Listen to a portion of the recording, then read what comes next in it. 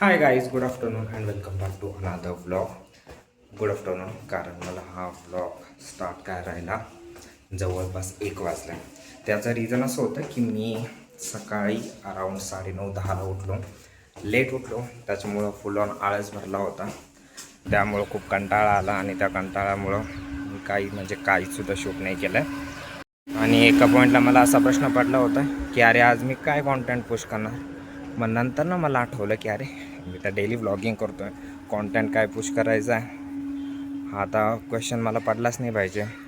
जे काही माझं चालू आहे तर मग तेच दाखवायचं आहे किंवा तेच शूट करायचं आणि तेच पोस्ट करायचं आहे. Simple as that. मग सकाळी मी 10 वाजता उठलो. 10 वाजता उठल्यानंतर अशी लाईन का दिसतं. कॅमेरा तर ठीक आहे ना बाई. अच्छा, तर सकाळी मी 10 वाजता उठलो होतो. त्याच्यानंतर 10:30ला मी अराऊंड नाश्ता करायला गेलो आणि ब्रेकफास्ट करून आल्यानंतर कंटाळाच रील्सच बघितल्या.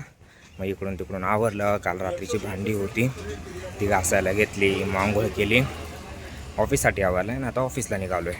आज तसं मी 5 ते 10 मिनिट थोडंसं लवकर निघालो आहे.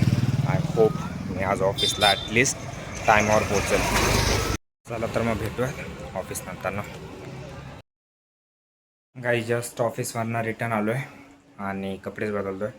कपडे बदलूयात, थोडं फ्रेशनअप होऊयात आणि जेवायला बघूयात की यांनी काय केलं आहे आज.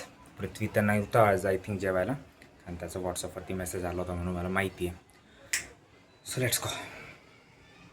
थोडं फ्रेशनअप झालो आहे आणि आज जेवायला आहे सोयाबीन राईस आणि पापड. सोयाबीन राईसमध्ये काही नाही, जसं आपण त्या दिवशी कैरी टाकली होती तसं त्याच्या सोयाबीनच्या ज्या वड्या आहे ना त्या टाकल्यात, बस लाईक दिस.